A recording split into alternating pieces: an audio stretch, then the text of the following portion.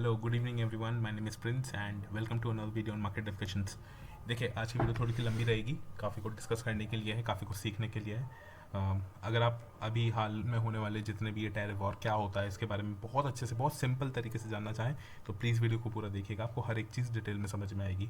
कोई technical term नहीं, बिल्कुल आम आदमी की भाषा में मैं समझाऊंगा कि टैरिफ वॉर क्या होता है और इससे कैसे अपने मतलब स्टॉक मार्केट क्यों कर रहा है। भाई टैरिफ वॉर अगर चल भी रहा है तो स्टॉक मार्केट से तो कोई रिलेशन है नहीं, गवर्नमेंट के टैक्सेस से, तो उससे स्टॉक मार्केट में कैसे फ़र्क पड़ रहा है, क्यों इतना ज़्यादा पैनिक है, क्या इसके पीछे कोई और रीज़न है, क्या ये टेरर वॉर सिर्फ दिखाने के लिए एक वॉर है और एक्चुअल रीज़न इसके पीछे हकीकत कुछ और है। आइए समझते हैं।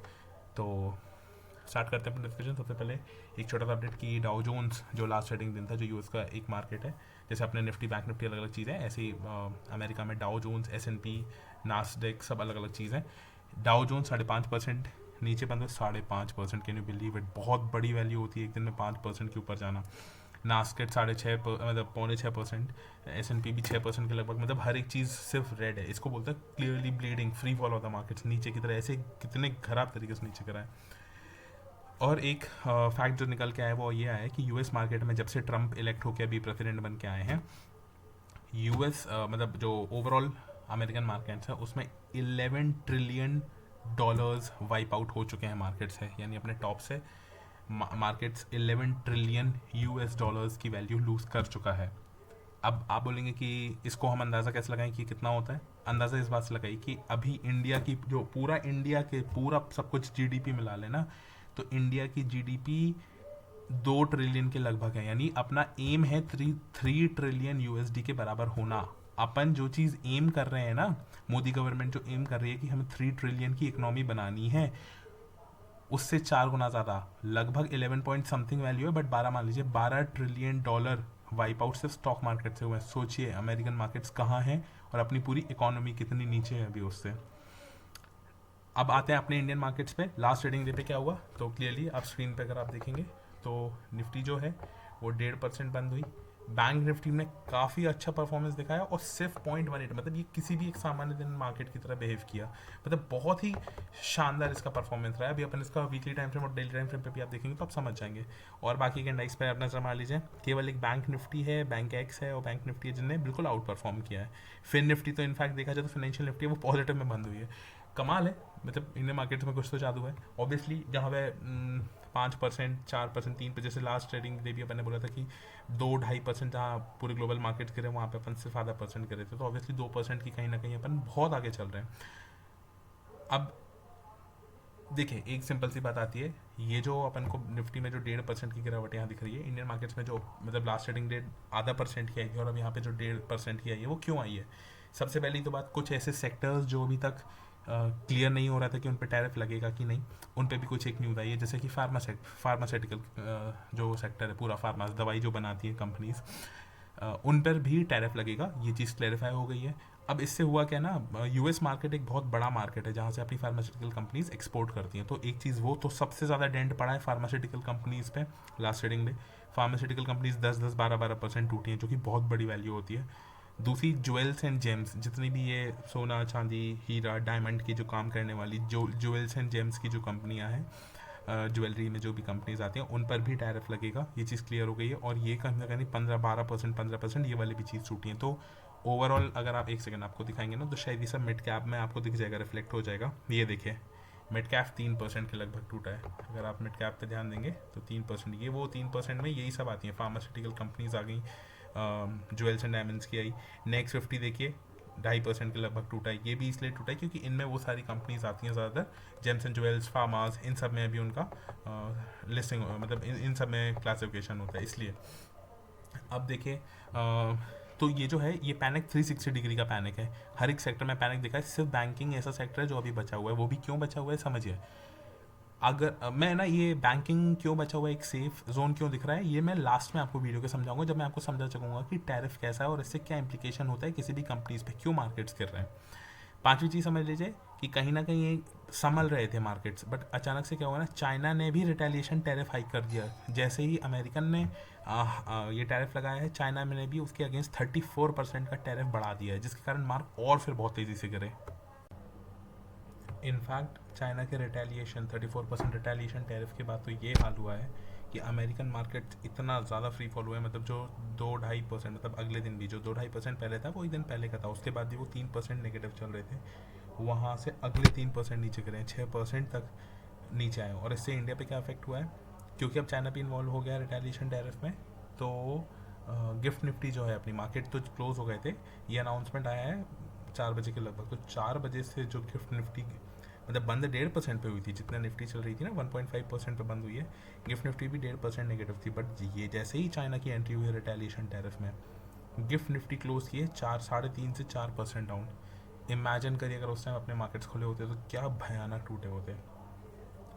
अब देखिए एक लेमैन लैंग्वेज की, मतलब एक कॉमन मैन की भाषा में आपको समझाते हैं कि टैरिफ वॉर है क्या, पूरा क्या है, आप बिल्कुल बहुत बेसिक भाषा से समझ जाएंगे। ठीक है, आइए चलते हैं। देखिए स्क्रीन पे मान लीजिए कि मतलब विश्व में से 2 ही कंट्री है, इंडिया यूएसए। ठीक है, इंडिया की एक कंपनी है, आई एम सॉरी, देखिए इंडिया की एक कंपनी है ए, जो एक प्रोडक्ट बनाती है, कुछ भी, ये मोबाइल हो सकता है, दवाइयाँ हो सकती हैं, कुछ भी, मान लीजिए प्रोडक्ट एक्स है। ठीक है, और अमेरिका की कंपनी है बी, जो प्रोडक्ट बनाती है वाई। देखिए ये अमेरिका है, ये अमेरिका की कंपनी है। ठीक है, ये इंडिया है और ये इंडिया की कंपनी है।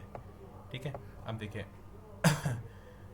जो इंडिया की कंपनी है, अब मानो इंडिया ने 10% टैरिफ लगा के रखा है इम्पोर्ट। अच्छा आपको बता देते हैं, इम्पोर्ट यानी जो हम भारत में अंदर सामान बुलाते हैं, जो अमेरिका से आ सकता है, कहीं से भी आ सकता है। तो इम्पोर्ट का मतलब, जब हम भी इम्पोर्ट बोलेंगे, आप समझ जाइए जो चीज़ विदेश से, कि किसी भी विदेश से भारत में अंदर आई जाती है, उनको बोलते हैं इम्पोर्ट। तो मानिए भारत ने 10% टैक्स लगा के रखा है, और जैसे यूएसए है, उसने उसके यहाँ जो वो मंगाता होगा उस पर 2% टैक्स लगा के रखा है। ठीक है, तो होता क्या है, कंपनी ए ने मान लो जी भारत में वो कंपनी अपना यही वाला प्रोडक्ट है वो 100 रुपये में बेचती है। तो जब ये चीज़ अमेरिका में वो बाहर भेजेगा ना, यानी अगर इसके पास मतलब यूएसए की तरफ से मान लीजिए ये 100 रुपये वाली चीज़ मंगा रहा है, तो क्योंकि इनकी सरकार ने 2% एक्स्ट्रा टैक्स लगा के रखा है ना, तो 100 में 2% टैक्स 2 रुपये होगा, और ये मिल के वहाँ का आम आदमी जब वो चीज़ खरीदने जाएगा तो वो उसको 102 रुपये में पड़ेगी। ठीक है, ठीक है जी। अब उनकी कंपनी भी मान लीजिए सेम, अच्छा मान लीजिए मोबाइल की बात हो रही है, तो 100 रुपये में भारत में एक कंपनी बेच रही है, और वही फ़ोन जब ऊपर जाता है यूएसए, तो वो 2% क्योंकि टैक्स लगाती है सरकार बाहर से आने वाली चीज़ों पे, तो वो 2 रुपये बढ़ के तो 102 रुपये मिलती है। ठीक है, अब मानिए उनकी कंपनी है जो मोबाइल बनाती है, वहाँ पे वो चीज़ सेम 100 रुपये में बेच रही है। अब जब वो चीज़ भारत आएगी, वो वाला फ़ोन अमेरिका का बना फ़ोन आएगा, तो अपन ने कितना टैक्स लगा के रखा है, 10%। तो 100 रुपये का 10% 10 रुपये, यानी अपने आप वही फ़ोन कितने का मिलेगा, 110 रुपये। अब होता क्या है, इससे देखिए क्या फ़र्क पड़ा, अपने अपने मार्केट में अपने पास 2 फ़ोन अवेलेबल हैं, एक जो अपन को भारत के लोगों को 100 में मिल रहा है, और एक 110 रुपये में मिल रहा है। तो अब होता कि जिनके पास पैसे हैं वो तो खरीद सकते हैं भाई शौक में, मतलब नहीं है जिसको सिर्फ सस्ता, मतलब ये देखना है कि सेम फीचर्स आपको, सेम टाइप के फीचर आपको सस्ते में मिले, तो वो 100 रुपये का ही फ़ोन खरीदेगा। तो मान लीजिए अगर 100 लोग मार्केट में खरीदने जा रहे हैं ना, तो 100 में से मान लीजिए 70 लोग ये वाला फ़ोन खरीदेंगे और सिर्फ 30 ये वाला खरीदेंगे। तो क्या हुआ, अमेरिका से आने वाले फ़ोन कम बिके, भारत में बने हुए फ़ोन ज़्यादा बिके। ठीक है, ये भारत की तरफ से सोचा जाए तब। अब आइए इनकी तरफ, इनके पास भी 2 प्रोडक्ट हैं, एक 100 रुपये में है जो इनके इन्हीं की कंपनी बनाती है, और एक भारत से आने वाला 102 रुपये में है। ठीक है, अब इसमें से क्या होगा, इसमें से अमेरिकन जो वो लोग हैं वो ये डिसाइड करेंगे कि हमें इनमें से क्या ख़रीदना है। ठीक है, मान लीजिए इसमें तो इतना ज़्यादा फ़र्क भी नहीं है, और अगर हो सकता है थोड़ा बहुत इंडियन मतलब फीचर्स और यहाँ ज़्यादा मिल जाए तो वो यहाँ खरीदें, मतलब इस केस में ऐसी कोई नहीं है, यहाँ पे सोचने वाली बात थी। ठीक है, अब देखिए अगला केस आइए, अपन अभी भी 10% टैक्स ही रखते हैं। अब ये मतलब ये किस्सा खत्म हो गया, इसको आप भूल जाइए जो भी अपन ने डिस्कस किया था। अब देखिए अगला, अपन तो बाहर से आने वाली चीज़ों पे 10% टैक्स लगाते हैं, बट अमेरिका भी मान लीजिए अब इस 2% टैक्स को बढ़ा दे और कर दे कि अब से हम भी आपके मोबाइल पे 10% टैक्स लगाएंगे। क्यों, क्योंकि आप हमारे पे 10% पहले से लगाते हो, हम 2% लगाते थे, तो हमें तो भाई वो है, हम अब से 10% लगाएंगे। तो होगा क्या, अपने जो कंपनी 100 रुपये में फ़ोन बना रही है वो भारत में 100 का मिलेगा, बट अब वो चीज़ यहाँ कितने की बिकेगी, 10%, 110। पहले जो चीज़ 102 की थी वो अब कितने की मिलेगी, यहाँ पे 110 की।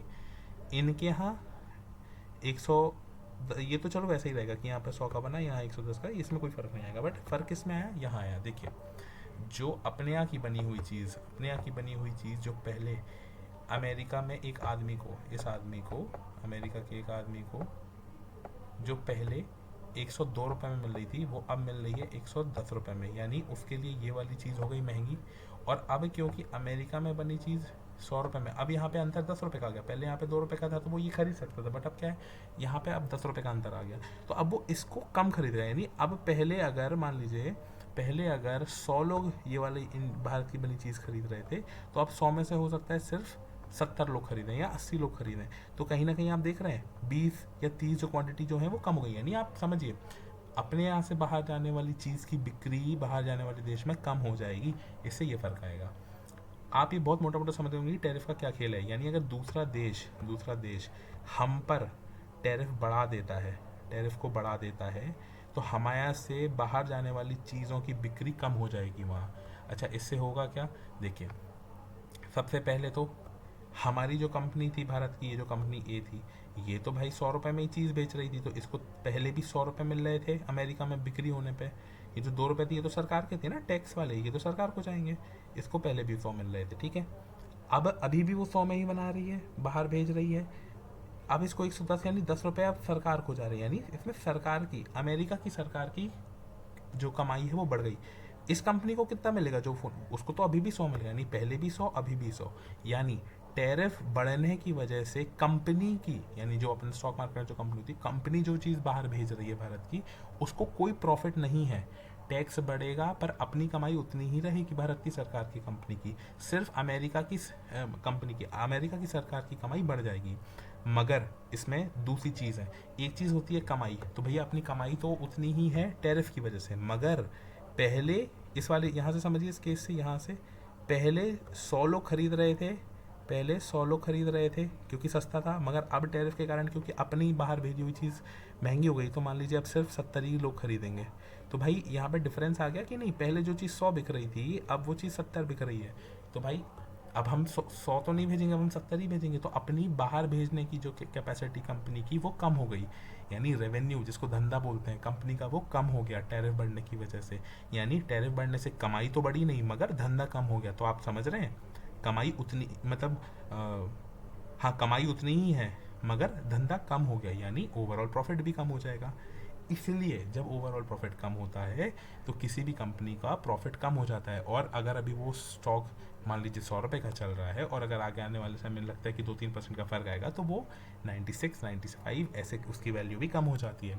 और ये चीज़ जब सिर्फ एक कंपनी नहीं, ये अपन ने समझा है एक कंपनी के बारे में, अगर ये चीज़ होती है पूरे पूरे स्टॉक मार्केट में, यानी जैसे अभी हो रहा है कि दवाई वाली कंपनियों पर भी टैरिफ लग रहा है, ऑटो से यानी जो कार बनाती है उन पर भी लग रहा है, steel, aluminium, zinc, metal sector, ऐसा कोई सेक्टर नहीं जिस पे ना लग रहा हो। तो जब सारे सेक्टर पे लगता है तो पूरा मार्केट गिरता है। और ये चीज़ अमेरिका ने सिर्फ इंडिया के साथ नहीं की, ये पूरे विश्व में की, इसलिए सब सारे देशों के साथ की, मतलब ज़्यादातर देशों के साथ की है। और क्योंकि ये चीज़ ज़्यादातर देशों के साथ की है, तो आप समझ रहे हैं ऐसे ही हर देश में जिस पर भी टैरिफ लगा है उनकी कंपनियों की कमाई कम हो जाएगी, प्रॉफिट कम हो जाएगा। इसलिए पूरे विश्व भर के स्टॉक मार्केट्स नीचे गिर रहे हैं। मुझे नहीं लगता कि इसके बाद आपको टैरिफ में कोई भी कन्फ्यूजन रहेगी। टैरिफ कैसे स्टॉक मार्केट्स को नीचे ला रहा है, बढ़ता हुआ टैरिफ, अब आप समझ गए होंगे। और इससे आसान भाषा में शायद ही आपको कहीं ये चीज़ समझने मिले, ठीक है। नहीं समझ में आया तो वीडियो को दोबारा देखिए, इतने पार्ट को। शायद 5 मिनट से अपन ने समझना स्टार्ट किया था, अभी 14 मिनट हो रहे हैं, तो लगभग 9 मिनट में अपन ने टैरिफ का पूरा गेम समझ लिया। अब देखिए, होता क्या है ना, कंपनी का पर्सपेक्टिव तो आप समझ गए कि भाई कंपनी की कमाई कम हो रही है इसलिए स्टॉक मार्केट गिर रहा है। अब देखिए सरकार का पर्सपेक्टिव समझो।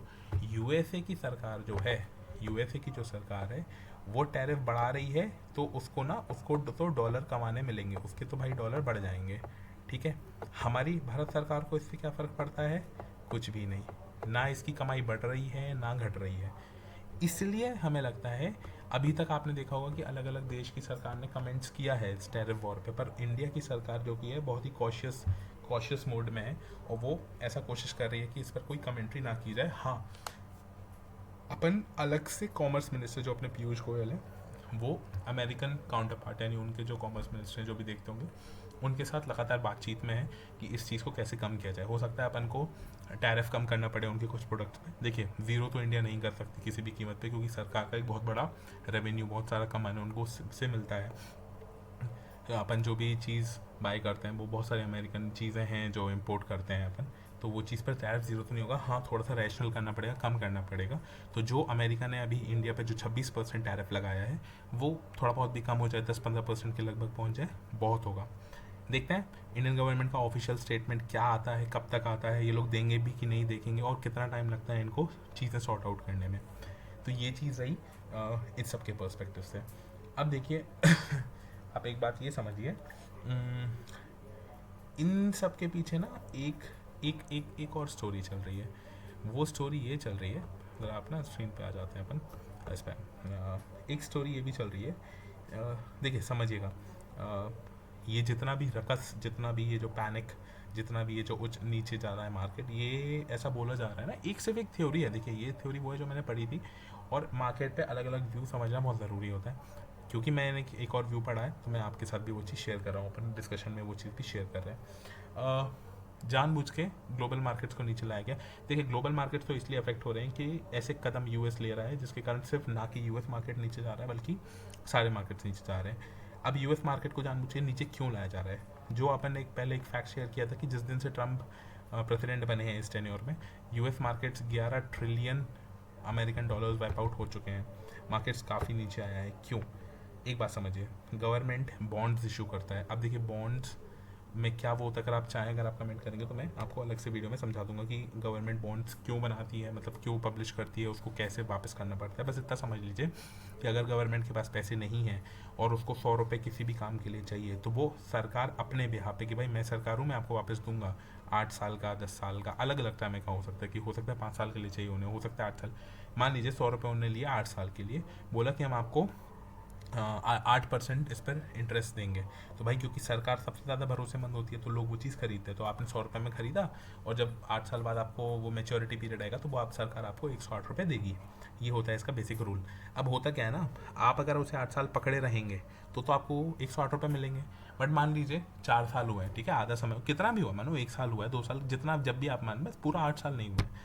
मान लीजिए 3 साल बाद, रैंडमली उठाते हैं, 1 से 8 साल के बीच 3 साल, मान लीजिए 3 साल बाद हमें ज़रूरत पड़ गई कि भाई हमने जो 100 रुपये सरकार को दिए, हमें वो अभी सरकार मतलब बॉन्ड नहीं खरीदनी क्योंकि हमें अर्जेंटली कुछ और नीड आ गई, मान लीजिए मेडिकल नीड आ गई, ठीक है।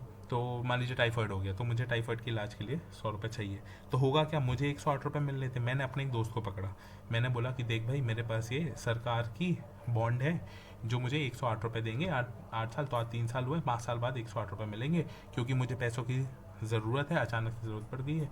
तो तू मुझे 105 रुपये दे दे, और तो तुम्हारी क्या होगा, तुमको फ़ायदा क्या होगा, 104 रुपये दे दो, तो 4 रुपये हमें बच जाएंगे, और जब तुम्हें 108 देगी सरकार, तुमने 104 में दे दो, तो 4 रुपये का तुम्हारा फ़ायदा। तो ऐसे करके ये होता है यील्ड। अब मुझे कितना रिटर्न मिला, मिलना तो 8, मतलब 8 साल बाद कितना चाहिए था, 8%, क्योंकि 108 रुपये दे रहे थे, 8%।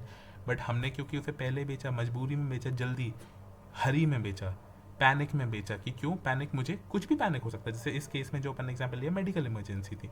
तो इमरजेंसी पैनिक में जब बेचते हैं तो इंटरेस्ट कम मिलता है। क्यों, मजबूर हो आप बेचने के लिए तो आप सस्ते में बेचोगे। तो मजबूरी में हमने 104 में बेचा, तो हमें कितना रिटर्न मिला, 4% का। और जो बंदे ने खरीदा उसको कितना परसेंट मिलेगा, उसको भी 4। पूछे क्यों, क्योंकि उसको 104, मतलब उसे 4 रुपये और मिलेंगे, 108 मिलेंगे, उसने 104 का खरीदा, उसको 4% से कम मिलेगा बेसिकली। वो आप कैलकुलेशन कर लेना कि 4 रुपये 104 का कितना परसेंट होता है, 4% से कम आएगा, 3 दशमलव कुछ परसेंट आएगा, उसको उतना मिलेगा। तो मतलब हमारी कितना रिटर्न हुआ, 4, और सरकार ने बोलता 8। तो ये जो मिलेगा तो 8 सरकार देगी, बट मुझे 4 मिला, तो इसको बोलते हैं यील्ड। ये कॉन्सेप्ट होता है यील्ड का। तो इंटरेस्ट और यील्ड में ये डिफरेंस होता है। तो होता क्या है, अमेरिकन सरकार पे 36 ट्रिलियन यूएस डॉलर्स का नेशनल डेट है, कर्ज है, जो वो बोरो करी हुई है। और वो बोरो जब करती है, जब वो बॉन्ड्स इशू करती है। तो भाई उसने अलग अलग समय पे अलग अलग बॉन्ड इशू किए हैं। तो होता क्या है, जब मार्केट गिरता है ना, तो लोग पैनिक में आ जाते हैं। तो लोग सोचते हैं भाई और ज़्यादा पता नहीं कितना गिरेगा, तो मैं क्या करता हूँ ना, जल्दी से अपनी चीज़ बेचता हूँ बॉन्ड किसी और को, और मैं निकल जाता हूँ, भले मुझे कम मिले, मतलब मुझे भले 108 रुपये ना मिले, 104 मिले, मैं जल्दी से बेच देता हूँ। तो इससे क्या होता है, मार्केट में यील्ड कम हो जाती है, और कहीं ना कहीं एट द एंड, अब वो मतलब आप इकोनॉमिक्स एग्जैक्ट में नहीं, आपको बहुत ईजी टर्म्स में समझो, तो सरकार को कम इंटरेस्ट पे करना पड़ता है। होता क्या है ना, रूल ऐसा होता है कि जो मार्केट में यील्ड चल रही होती है, सरकार उतना इंटरेस्ट देती है, फिर वो 108 रुपये नहीं देगी। अब जैसे आपने 104 बेचा, तो फिर वो सरकार ही आ जाएगी, मतलब मैं अपने दोस्त को ना बेच के डायरेक्टली सरकार को ही बोलूँगा कि सरकार तुम ही ले लो मुझसे 104 में वापस, मुझे 108 नहीं चाहिए, तो सरकार को सिर्फ अब 4 रुपये, और उसको जो 100 रुपये जिस काम के लिए चाहिए थे वो तो उसका पूरा हो गया। ऐसा होता है, ठीक है। तो इससे यील्ड कम होती। तो हुआ क्या है, जब से डोनाल्ड ट्रंप बने हैं, जब से मार्केट क्यों कर रहे हैं, ऐसा बोला जा रहा है कि वो जानबूझ के मार्केट्स में पैनिक क्रिएट कर रहे हैं ताकि लोग वो यूएस डॉलर की बॉन्ड्स बेचें ताकि उनकी यील्ड कम हो। और क्योंकि अब इसमें से कई 36 ट्रिलियन डॉलर पूरा तो अभी मैच्योर नहीं होगा, वो अलग अलग उसमें होता है ट्रेंचेस में, कि मतलब हो सकता है अभी 2 ट्रिलियन हो रहा हो, फिर 1 ट्रिलियन हो रहा हो, ऐसा। तो उनको यील्ड कम करनी है ताकि उन्हें कम इंटरेस्ट पे आउट करना पड़े। तो बेसिकली एक जो मैंने एक फिगर देखा था वो ये था कि यूएस डॉलर की जो 10 ईयर की जो यील्ड चल रही थी जब ये आए थे वो 4.7 थी, यानी इनको 4.7% रिटर्न देना था। वो जब से ये पैनिक ऐसा मार्केट में क्रिएट हो रहा है, अब वो 3.8 से 4% पे आ गई है। यानी इस तरीके से ट्रिलियन, मतलब अपन को वो चीज़ समझ में नहीं आई, क्योंकि 36 ट्रिलियन यूएस डॉलर जो होता है ना, जब उस पर 0.5 या 0.7% का भी डिफरेंस आया ना, जैसे 4.7% से 4% हो गई, तो ट्रिलियंस ऑफ डॉलर्स बचा लेते हैं। ट्रिलियंस ऑफ डॉलर्स का कम इंटरेस्ट पे आउट करना पड़ेगा सरकार को। तो बेसिकली ये एक, देखिए मैं तो इसको स्कैम ही बोलूँगा। अब स्कैम बोलिए चाहे फाइनेंशियल एडमिनिस्ट्रेशन बोलिए, जो भी बोलिए, but this is not the right way. हाँ, वो अपने नेशन की तरफ से एक देख रहे हैं, बट हाँ कहीं ना कहीं उनका भी नुकसान इस चीज़ में हो रहा है। लॉन्ग टर्म पे अमेरिकन मार्केट्स को नुकसान होगा। क्यों नुकसान होगा? एक तो भाई इन्वेस्टर्स का भरोसा उड़ जाता है कि ऐसे पैनिक हो रही है, ये थ्योरी बाहर आएंगी, जब लोगों में डिस्कशन होगा लोग इस चीज़ को समझेंगे, तो फिर ये भी होता है। दूसरी चीज़, अगर आप परमानेंट डैमेज करते हैं ग्लोबल इकोनॉमी को, जैसे कि ये टैरिफ वॉर करके, तो फिर कहीं ना कहीं यूएसए से फिर दूर रहेंगे, ट्रेडिंग वॉल्यूम्स कम होंगी धीरे धीरे, और दूसरे पार्टनर्स बनाए जाएंगे ताकि ऐसी कंट्रीज़ के साथ ना ट्रेड हो जो इतना ज़्यादा एक्सट्रीम इवेंट्स अचानक से कर देती हैं। ये हुई अपनी इस पे बात। अब आइए देखते हैं अपने मार्केट्स में क्या हुआ लास्ट डे। मार्केट्स खोले हल्के से गैप डाउन, थोड़ी सी रिकवरी, और उसके बाद सीधा ये 15 मिनट की कैंडल एक रेड बनी, सीधा 15 मिनट पे 23,000 के लगभग आए। यहाँ से लगा एक बार कि रिकवरी आएगी। अगली कैंडल देखिए, अच्छी खुली, ऊपर गई, एक रिकवरी का जोन समझ में आ रहा था। हालांकि अपन ने एक यहाँ पे ट्रेड भी ली थी इसी 20,000 के सपोर्ट को ध्यान में रखते हुए। ये देखिए पहली 15 मिनट कैंडल 23,000 के लगभग, और फिर यहाँ से बंद इस लेवल पे हुई, तो लग रहा था कि यहाँ पे कहीं ना कहीं एक सपोर्ट पकड़ेगा और इस चीज़ को लेके आइए इधर। देखिए गुड मॉर्निंग का message, nifty near strongest support zone 23,000, enter sea side when everyone sells, big players buy. तो this is not bug, it's big players buy. And देखिए 924-25 पे ये किया था, और इस टाइम पे एक 23,150 का जो है प्रीमियम 105 के लगभग चल रहा था। और अगर आपको 5 मिनट की कैंडल दिखाते हैं, 1 सेकेंड, ये देखिए 5 मिनट की कैंडल, तो मार्केट 23,000 के लगभग से सपोर्ट पकड़ा, और 2 और 2.5, मतलब 2 बड़ी बिग कैंडल के बाद यहाँ पे एक इनडिसाइसिव कैंडल आई, जो कि यहाँ से एक रिवर्सल का साइन था, इनडिसीजन का साइन था। अगर इसके बाद एक रेड आती है तो आपको निकलना चाहिए। तो यहाँ पे अपन को फिर क्या मिला है पहले देख लेते हैं। 105 से 127, 20%, और एक्चुअली ये गया था लगभग 30-35% के लगभग, इसका वैल्यू ऊपर गई थी, देखिए क्यों। और तीसरी इनडिसाइसिव कैंडल ऊपर तक गई थी, तो 135 के लगभग इसकी वैल्यू जो कि है हुई थी 35%। अब देखिए ऐसे मार्केट में आपको ना 100% वाली, वो डबल वाली ट्रेड्स तो हमेशा मिलेंगी नहीं, वो तो ऐसा होता है कि भाई कभी कभार मिलती हैं, हाँ ज़्यादा मिल जाती हैं अपने केस में, पर मान के चलिए 20, मतलब जो बड़े प्लेयर्स होते हैं ना, वो क्या करते हैं, मान लीजिए 10,000 रुपये लगाएंगे और उनको जहाँ 20% मिला 2,000 रुपये एग्जिट कर जाते हैं। Please understand that anything above 10-12% in intraday is a very big move. You should, अगर आपका 15% मूव कर जाता है ना, तो 10%, 12% पे एक ऐसे लगाइए और चुपचाप 12% लेके निकल जाइए अगर ऐसे लेट हो जाता है। 20% अगर जाता है ट्रेड, तो 15 से 16% पे कैसे लगाइए, निकल जाइए। 25% के जहाँ ऊपर गया तो 22% का एक स्टॉप लॉस लगाइए और चुपचाप निकल जाइए अगर हिट होता है। और अगर 30% मूव कर गया तो 25%, 1/4, बहुत अच्छी। रिमेंबर 15% अगर मूव किया है तो 12% पे एस एल, 20% किया है तो 16% पे एस एल, 25 किया है तो 22 पे, और 30 किया है तो 25 पे, और ऐसे ही आगे आगे बढ़ाते चाहिए। अगर मान लीजिए 35% हो गया तो 30 पे लगाइए। ऐसे आपको मूव करना है धीरे धीरे अपना एस एल। तो कहीं ना कहीं 35% के लगभग था, 35 के अकॉर्डिंग 30 पे लगना चाहिए था। एस एल हिट हुआ हमारा, 30% पे निकले, ले लिया, निकले। अब देखिए उसके बाद हुआ क्या निफ्टी में, जो यहाँ से रिजेक्शन आया 23 का मार्क, एक बड़ी बिग रेड कैंडल ने ब्रीच किया, एक जो अपना पुराना एक यहाँ से बहुत प्रीवियस एक सपोर्ट आ रहा है वहाँ से पकड़ा, ऊपर गया। अब देखिए क्योंकि ये 23 सपोर्ट की तरह काम कर रहा था, तो यहाँ पर रेसिस्टेंस ही काम किया, नीचे आया, इसको भी ब्रीच किया, यहाँ किया।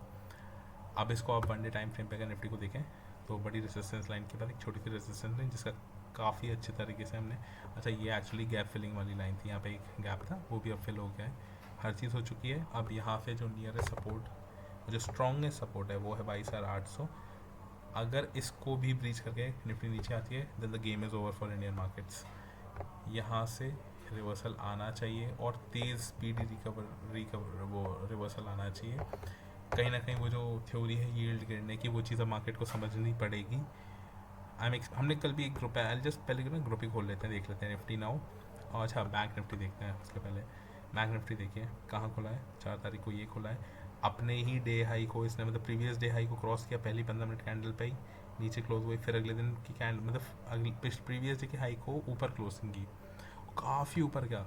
अगर आपको इसका 5 मिनट्स का वो दिखाएंगे ना टाइम फ्रेम, तो देखिए वाह what a beauty, see 5 minute में नीचे जो इसने यहाँ का ये वाले इसका रेसिस्टेंस का जो सपोर्ट बनाया है, कट कितना ऊपर गया है, 22,000 लगभग 51,900 तक, 890 तक, और फिर यहाँ पे रिजेक्ट होकर उसी जोन में इसने बिल्कुल साइडवेज एक्सपेक्ट की। इसमें मतलब अपन ये नहीं बोल सकते कि बैंक निफ्टी में कुछ फॉल था, कोई फॉल नहीं था, 0.18% नथिंग फिर निफ्टी में, तो वो भी +0.2 था। तो भैया बैंक निफ्टी काफ़ी स्ट्रॉन्ग दिख रही है, और इसी को देखते हुए मतलब ये चीज़ लग रहा है। अब बैंकिंग सेक्टर की जो अपन ने बात की थी ना कि बैंकिंग सेक्टर में सेफ स्पेस है अभी इस टैरिफ वॉर में, क्यों है?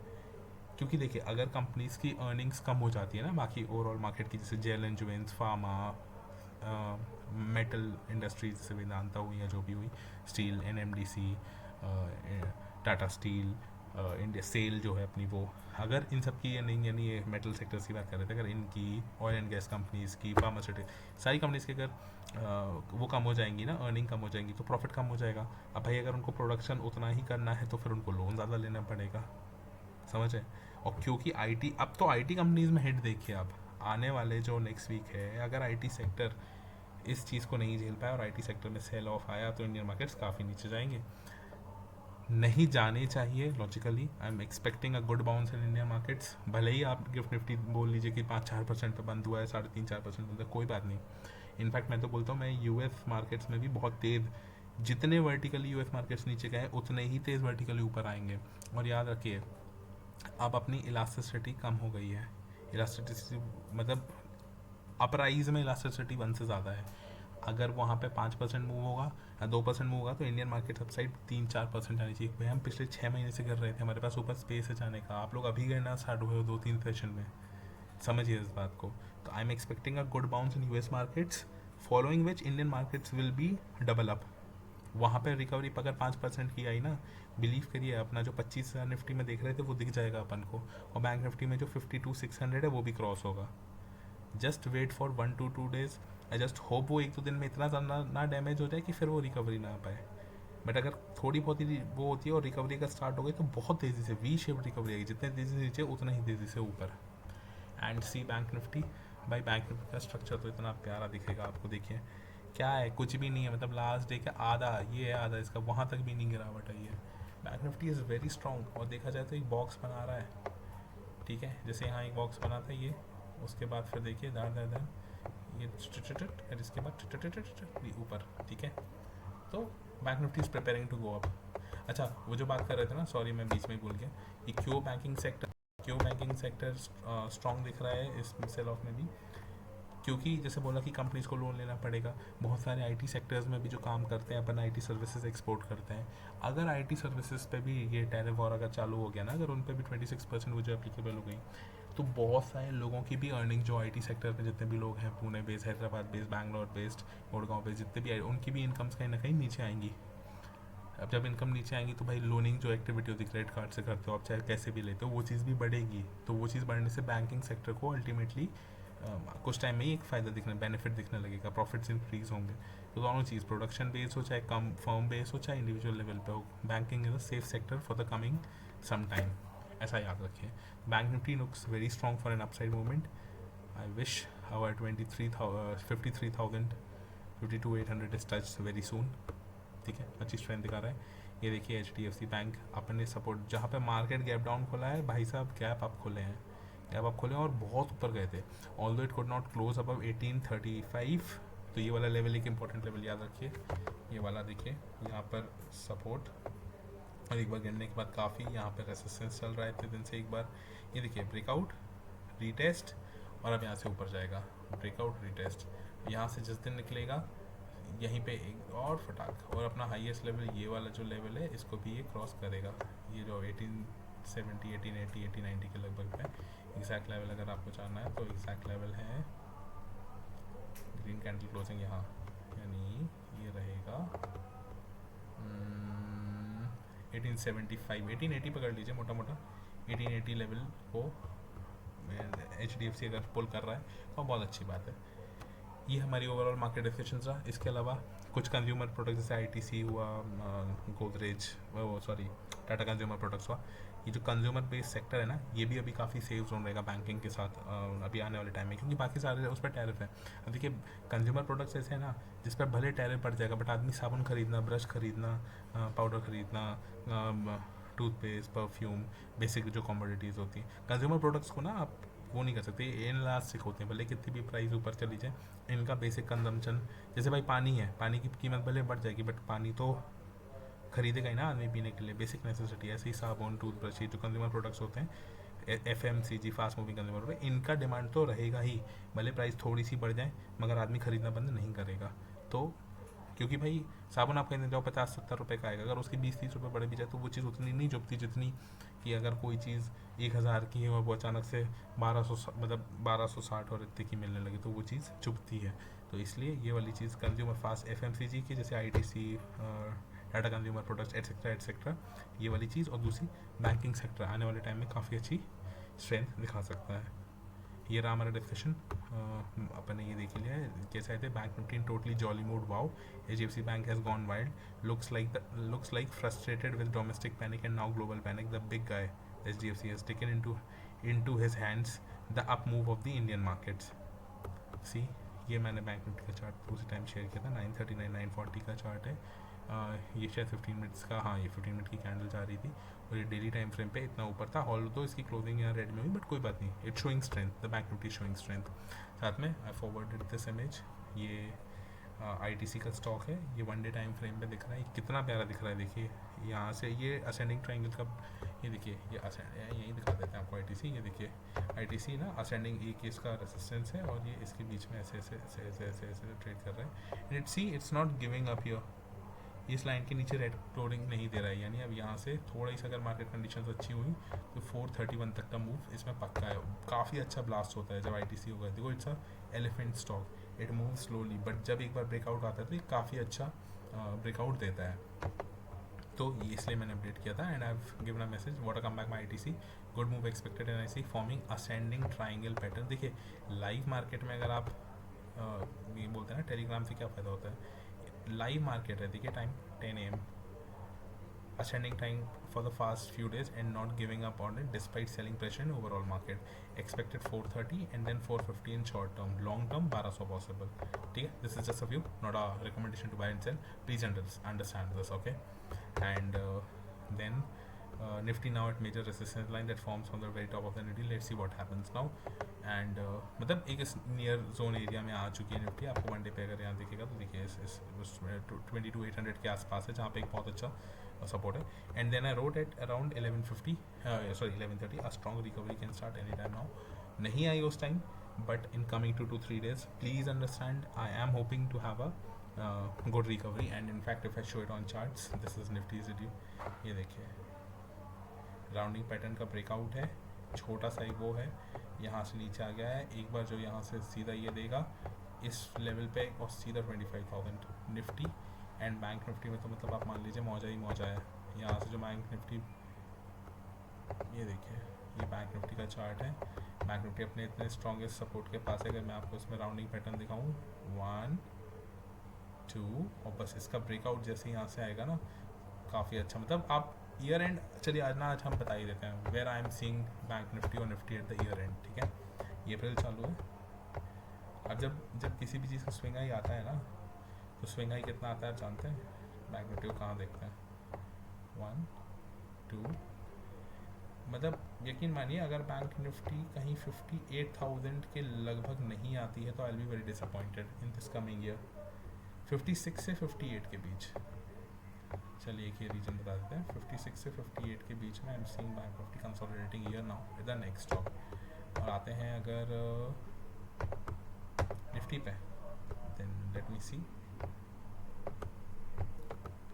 निफ्टी में कम नहीं तो 28 तो नहीं बोलेंगे अभी क्योंकि अपन 22 पे हैं, but somewhere near 27,000।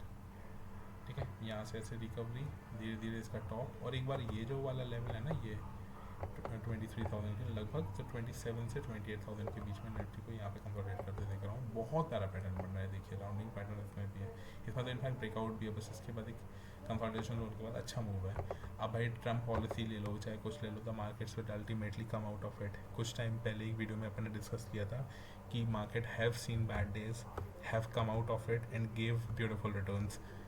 I just hope April turns out to be a green candle. With this positive hope, wishing you a good health. Good night. Take care of yourself. See you day after tomorrow in market house. After market house. This is our Telegram channel. If you wish to join, you may join. This is the link. Just type this thing and you shall be here. And see you after the market house. Bye bye. Good night.